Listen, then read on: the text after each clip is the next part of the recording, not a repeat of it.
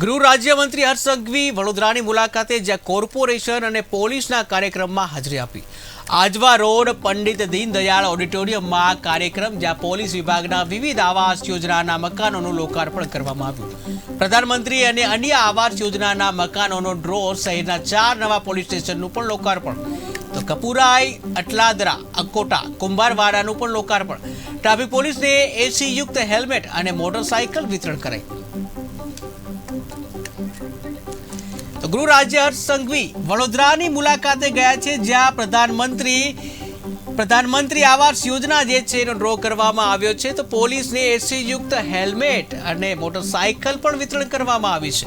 તો પોલીસ વિભાગના વિવિધ આવાસ યોજનાના જે મકાનો છે એનું લોકાર્પણ કરવામાં આવ્યું છે।